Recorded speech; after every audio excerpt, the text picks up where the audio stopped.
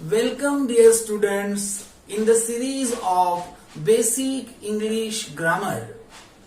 Dear students, you know that in the last lecture we have learned primary auxiliaries, and I told you that in the next video we will learn modal auxiliary, and therefore in the present video we are going to learn modal auxiliaries. विद्यार्थी मित्र हो, इयत्ता 11वीच्या वर्गात जरी तुम्ही प्रवेशित आहात तरी देखील आपलं ठरल्याप्रमाणे मी बेसिक ग्रामर इंग्रजीचं तुम्हा सर्वांसाठी व्हिडिओच्या माध्यमातून घेऊन आलेलो आहे. आणि आतापर्यंत आपण प्रमुख सहाय्यकारी क्रियापद बघितलेले आहेत, पुरुषवाचक सर्वनाम बघितलेले आहेत, पार्ट्स ऑफ स्पीच पाहिलेल्या आहेत आणि पर्सन्स काय असतात ते बघितलेलं आहे. आणि आजच्या या व्हिडिओमध्ये आपण मॉडल ऑक्झिलरीज काय आहेत ते बघणार आहोत. चला तर मग बघू आपण. विद्यार्थी मित्र हो, modal auxiliary are also called helping verbs.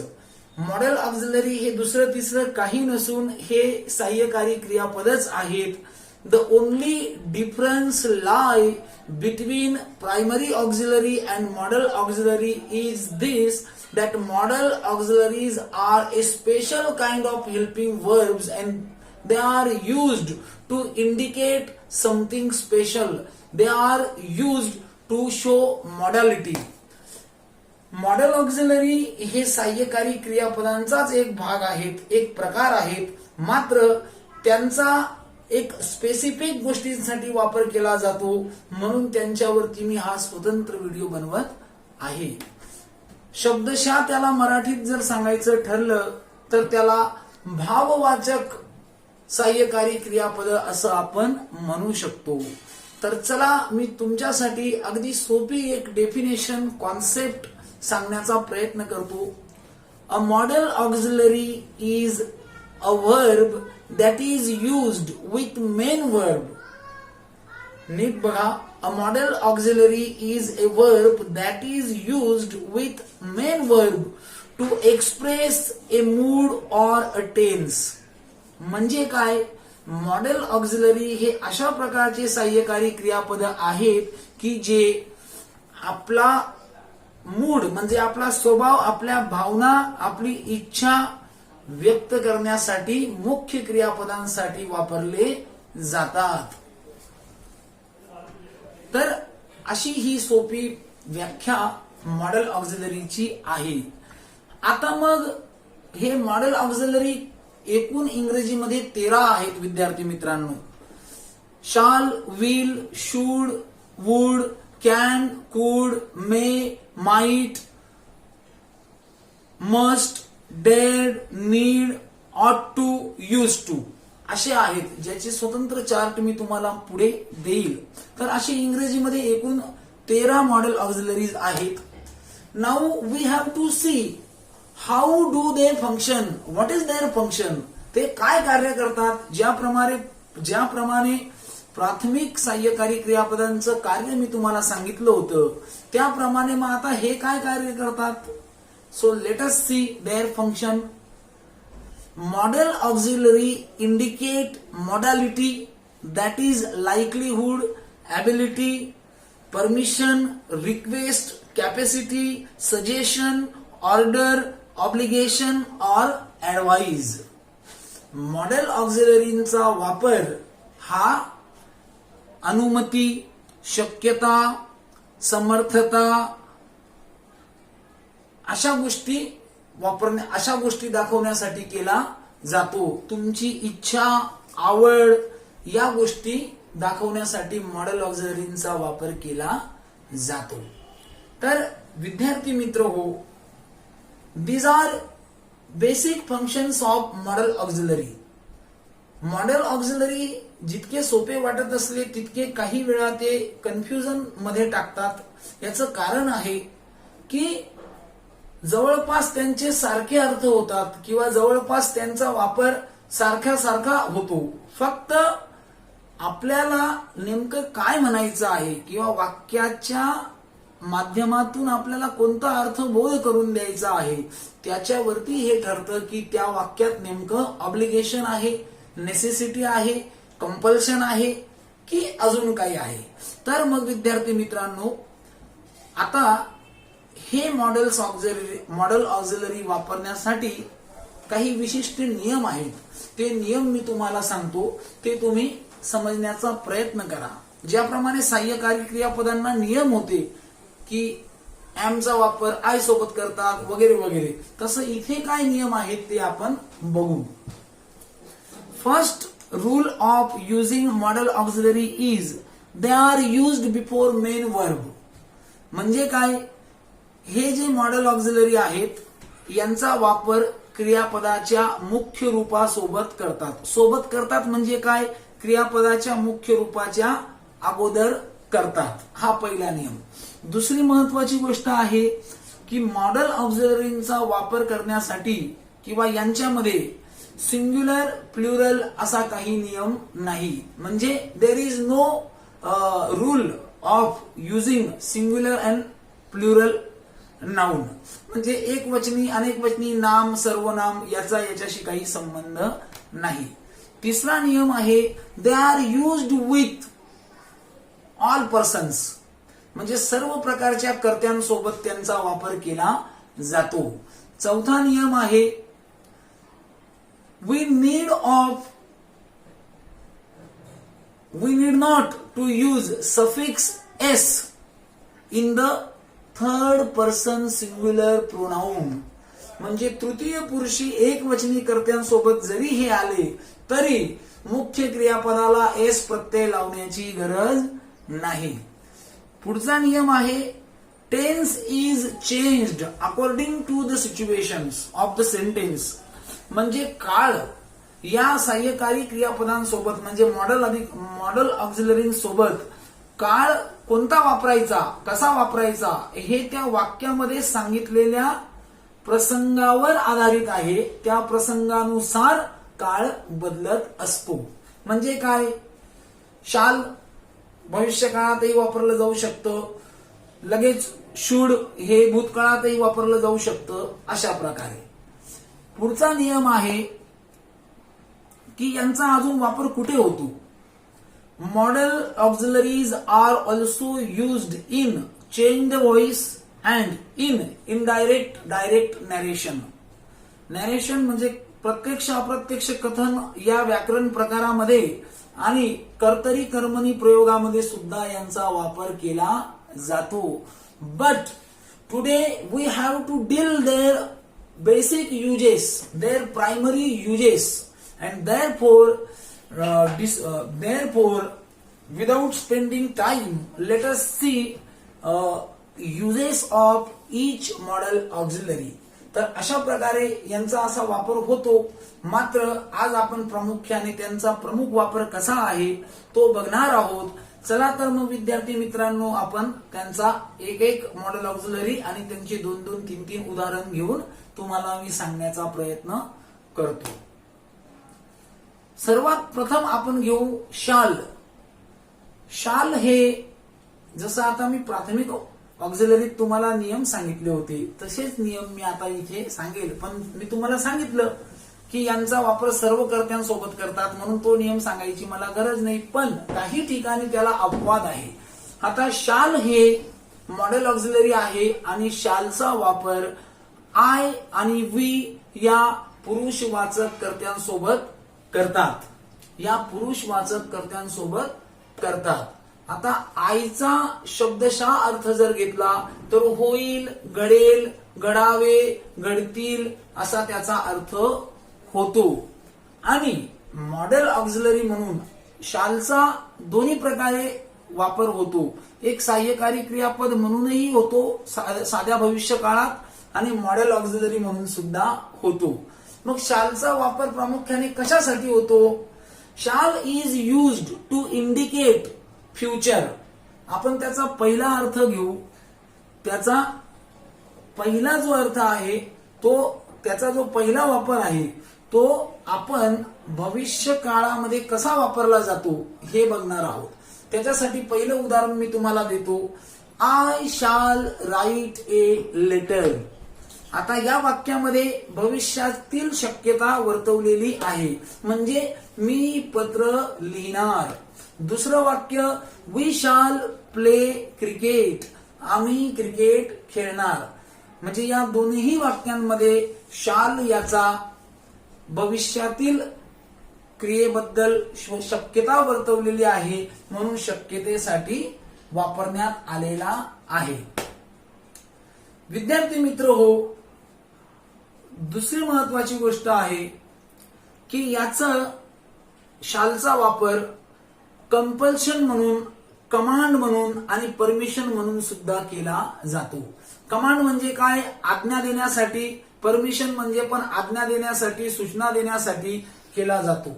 मग आता त्याच्यासाठी एक तुम्हाला उदाहरण सांगतो. यू शुड ओबे माय ऑर्डर्स, म्हणजे तुम्ही माझ्या सूचना ऐकल्या पाहिजे किंवा पाळल्या पाहिजे. आता याच्यामध्ये काय आहे? कमांड आहे. हे मी तुम्हाला काय दिली? कमांड दिली, आज्ञा दिली. पुढचा वाक्याचा जो प्रकार आहे तो आहे शॅल वी प्ले क्रिकेट. आता इथे परमिशन आहे, परवानगी मागितलेली आहे की आम्ही क्रिकेट खेळू शकतो का, आम्ही क्रिकेट खेळावं का. अशा प्रकारे शालचा या प्रकारे वापर करता येईल. विद्यार्थी मित्र हो, आता पुढचं जे मॉडेल ऑक्झिलरी आहे ते आहे शुड. आता शुड हे शालचे भूतकालीन रूप आहे आणि शुडचा शब्दशः अर्थ आहे केले पाहिजे, घडले पाहिजे, व्हायला पाहिजे असा याचा अर्थ होतो. And should is also used to indicate request, permission, advice, obligation etcetera. म्हणजे परवानगी, आज्ञा, ऑर्डर्स या गोष्टींसाठी शूडचा वापर केला जातो. आता मग त्याच्यासाठी एक उदाहरण तुम्हाला मी सांगतो. You should study. आता मी एक शिक्षक या नात्याने जर तुम्हाला सांगितलं की dear student you should study, म्हणजे काय? तुम्ही अभ्यास केला पाहिजे. आता याच्यामध्ये काय आहे? ऍडवाइस आहे, मी तुम्हाला सल्ला देत आहे. दुसरं उदाहरण शुड आय गो. तुमच्यापैकी एखादा विद्यार्थी माझ्याकडे आला आणि त्याने मला म्हटलं sir should I go, sir मी जाऊ का, सर मी जायला हवं का, सर मी जाऊ का. इथे काय आहे? परमिशन आहे. तो विद्यार्थी माझी परमिशन घेत आहे. तर अशा प्रकारे या शूडचा वापर केला जातो. शूडचा वापर भूतकाळातही करता येऊ शकतो, तो वेगळा भाग आहे. उदाहरणार्थ आय शुड हॅव स्टडीड, मी अभ्यास करायला पाहिजे होता, पण तो वेगळा प्रकार आहे, तो आपण पुढे बघू. पुढचं मॉडेल ऑक्झिलरी आहे विल. विल हे सुद्धा, विलचा वापर सुद्धा रिक्वेस्ट, प्रेडिक्शन यासाठी केला जातो. म्हणजे विनंती करण्यासाठी आणि शक्यता दर्शवण्यासाठी किंवा संभावना दर्शवण्यासाठी केला जातो. विलचाही दोन प्रकारे वापर केला जातो.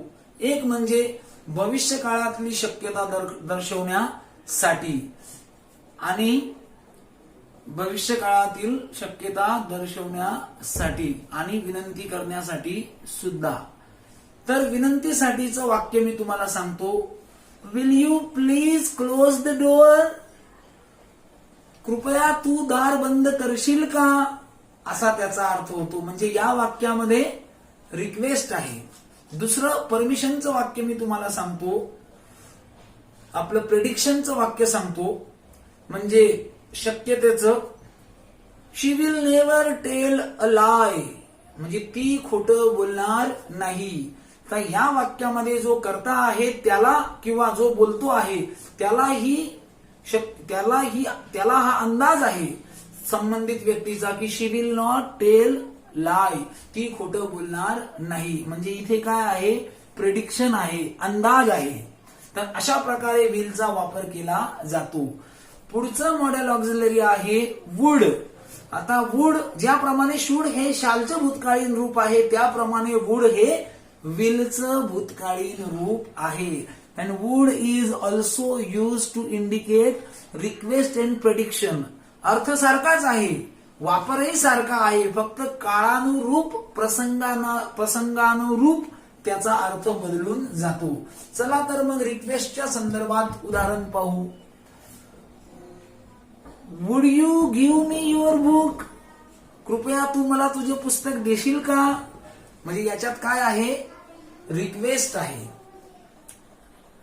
आता दुसरं त्याच्यात जर प्रेडिक्शनचं उदाहरण बघितलं, we were sure that India would win the match. आम्हाला याची खात्री होती की भारत मॅच जिंकणार. म्हणजे भारत म्हणजे घटना केव्हा घडलेली आहे, भूतकाळात घडलेली आहे आणि भारत मॅच जिंकू शकतो हा अंदाज तेव्हा बांधण्यात आलेला आहे. तर अशा प्रकारे वुडचा देखील वापर केला जातो. विद्यार्थी मित्र हो, आता पुढचं मॉडेल ऑक्झिलरी आहे can. Can, the model auxiliary can is used to show ability, permission, possibility and necessity sometime also. म्हणजे पात्रता, समर्थता, परवानगी, शक्यता या गोष्टी दर्शविण्यासाठी कॅनचा वापर केला जातो. पहिलं उदाहरण आपण त्याच्यात बघू. कॅनचा शब्दशः अर्थ आहे शकणे, करू शकणे, काहीतरी करू शकणे असा त्याचा अर्थ आहे. पहिलं उदाहरण आपण त्याचं पाहू. I can read English. I can read English म्हणजे मी इंग्रजी वाचू शकतो. Now in this sentence we see that ability is indicated.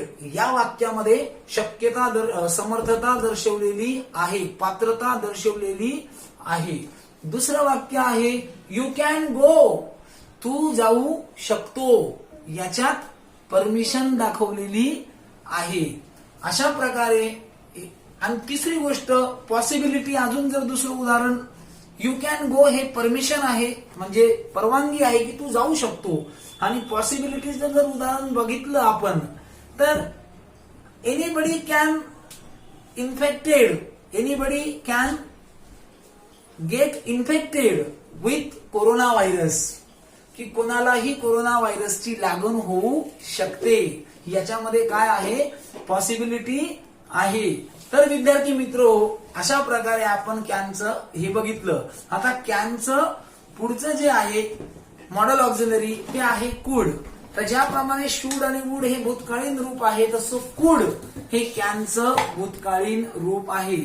Can म्हणजे शकणे तर कुड म्हणजे शकला, करू शकला, होऊ शकले, घडू शकले या अर्थाने ते वापरलं जातं. सर्व अर्थ तोच, फक्त भूतकाळात. त्याचं पहिलं उदाहरण आहे I could read English. I could read English. आता याच्यामध्ये पात्रता दाखवलेली आहे मात्र भूतकाळात आहे म्हणजे मी इंग्रजी वाचू शकलो. दुसरं उदाहरण आहे वी नो दॅट ऍक्सिडेंट कुड हॅपन देअर. आम्हाला माहिती होतं. वी न्यू दॅट ऍक्सिडेंट कुड हॅपन.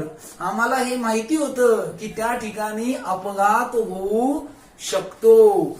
या वाक्यात शक्यता दर्शवलेली आहे.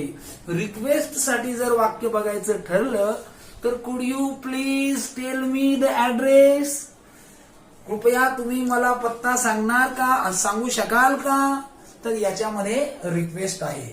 तर अशा प्रकारे कुडचा देखील वापर केला जाऊ शकतो. पुढचं मॉडेल ऑक्झिलरी आहे may. So let us see the use of may. May is also used to show or to indicate permission, possibility and wish. मेचा वापर देखील शक्यता, परवानगी, मनातील इच्छा या दर्शवण्यासाठी केला जातो. पहिलं उदाहरण आपण बघू. मे आय कम इन सर. तुम्ही वर्गात जेव्हा येतात तेव्हा आम्हाला विचारतात मे आय कम इन सर. इथे या वाक्यात काय आहे, परवानगी आहे, शक्यता.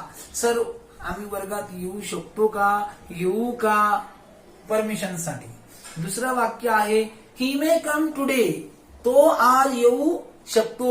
अंदाज आहे की तो आज येऊ शकतो. तिसरं वाक्य आहे you may buy pen if you want it. तू पेन विकत घेऊ शकतो जर तुला ती हवी असेल तर. म्हणजे इथे सुद्धा शक्यता आहे. विद्यार्थी मित्रांनो, पुढचं मॉडेल ऑक्झिलरी आहे might. Might is a past form of May. Might हे मेचे भूतकालीन रूप आहे आणि याचा अर्थही तसाच होतो, शक्यता दर्शवण्यासाठी, पॉसिबिलिटी दर्शवण्यासाठी किंवा मनातली इच्छा दर्शवण्यासाठी. त्याचं पहिलं उदाहरण आपण घेऊ. I thought he might come today. मला वाटले होते की तो कदाचित आज येईल. आता काय आहे, अर्थ तोच आहे, फक्त भूतकाळात गेलं. मला वाटले होते की तो आज येईल. You might buy a pen if you wanted to write something. तुला वाटले तर तू पेन विकत घेऊ शकला असता जर तुला काही लिहायचं वाटलं असतं तर. अशा प्रकारे या माइटचा देखील वापर केला जातो. पुढचं एक्झाम्पल जे आहे ते आहे मस्टचं. पुढचं मॉडेल ऑक्झिलरी आहे must. Must is used to show obligation, necessity, compulsion and prohibition. म्हणजे काय? प्रतिबंध, कंपल्शन म्हणजे कंपल्शन आपण करतो ना एखाद्या गोष्टीची, सक्ती किंवा गरज किंवा स्ट्रॉंग ऑब्लिगेशन, काहीतरी महत्व करावंच लागेल, व्हावंच लागेल, घडावंच लागेल, अशा वेळेला आपण मस्टचा वापर करतो. आता पहिलं उदाहरण आपण घेऊ. We must pay the taxes. आता याच्यात काय आहे, ऑब्लिगेशन आहे. म्हणजे काय की आपण कर भरला पाहिजे. आपण भारताचे नागरिक या नात्याने शासनाचा कर आपण भरला पाहिजे, ही आपली जबाबदारी आहे. दुसरं उदाहरण आहे you must learn English. You must learn English ही गरज आहे, ही तुम्ही केली पाहिजे, because English is important subject. आणि म्हणून in this sentence we can see that there is a indication of necessity. इंग्रजी कळाची गरज आहे, ती तुम्ही शिकली पाहिजे. पुढचं उदाहरण घ्यायचं ठरलं, the students must attend the class. Now in this sentence we see that there is a compulsion. म्हणजे काय, इथे कंपल्शन आहे, इथे कंपल्शन केलेलं आहे. म्हणजे काय, सक्ती केलेली आहे की विद्यार्थ्यांनी क्लास अटेंड केला पाहिजे. तर अशा प्रकारे ज्या ठिकाणी करावंच लागेल, व्हावंच लागेल, घडावंच लागेल, अशा ठिकाणी मस्टचा वापर केला जातो. पुढचं जे मॉडेल ऑक्झिलरी आहे ते आहे ऑट टू. ऑट टू हे जे मॉडेल ऑक्झिलरी आहे याचा सुद्धा अर्थ पाहिजे असाच होतो, पण नैतिकता, मॉरल ड्युटी, मॉरल ऑब्लिगेशन म्हणजे नैतिक जबाबदारी दाखवण्यासाठी याचा वापर केला जातो. आणि याचं उदाहरण जर पाहायचं ठरलं तर संदीप ऑट टू गो म्हणजे संदीपने जायला पाहिजे. वी ऑट टू सर्व नेशन म्हणजे आपण देशासाठी काहीतरी सेवा दिली पाहिजे असा त्याचा अर्थ होतो. म्हणून हे सुद्धा तुम्ही लक्षात ठेवायचं आहे. विद्यार्थी मित्र हो, आता हे झाले आपले मॉडेल ऑक्झिलरी. पुढचे देखील मॉडेल ऑक्झिलरीज आहे, but they are called marginal model auxiliary. त्यांना सीमांत भाववाचक सहाय्यकारी क्रियापद असं म्हणतात. असं तर ते 3 आहेत. तर ते 3 कोणते आहे, नीड, डेअर आणि युज्ड टू. तर पहिलं आपण त्याच्यातलं बघू नीड. आता नीड म्हणजे काय, नीडचा शब्दशः अर्थ आहे ची गरज असणे किंवा पाहिजे किंवा आवश्यकता आहे.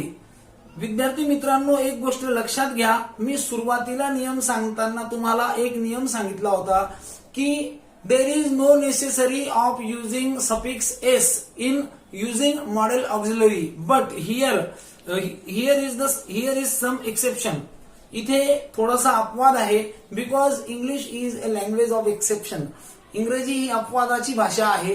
तिथे मी म्हटलं की एस प्रत्यय लागत नाही, पण नीडच्या आणि डेअरच्या संदर्भात तो नियम आहे. नीड वापरायचा असेल तर त्याला एस प्रत्यय लागतो आणि नीड नंतर जर मुख्य क्रियापद येत असेल त्याला सुद्धा एस प्रत्यय लागतो. चला तर मग नीडचं उदाहरण पाहू. एस प्रत्यय कुठे थर्ड पर्सन सिंग्युलर असेल तर थर्ड पर्सन सिंग्युलर वापरून जर नीड वापरत असू तर नीडला एस प्रत्यय लागेल, म्हणजे ही, शी, इट आणि एक वचनी नाम. तर पहिलं उदाहरण आपण घेऊ. We need a great leaders, म्हणजे आपल्याला महान नेत्यांची गरज आहे. इथे गरज आहे म्हणून हे वाक्य आहे. दुसरं उदाहरण आहे धीरज नीड्स ए पेन. आता Dheeraj is a third person singular pronoun, म्हणजे धीरज हा तृतीय पुरुषी एक वचनी करता आहे, म्हणून धीरज नंतर नीडला आपण काय केलं, एस प्रत्यय लावला. धीरज नीड्स ए पेन, धीरजला पेनची गरज आहे. समजलं. आता पुढचं जे मार्जिनल ऑक्झिलरी आहे ते आहे डेअर.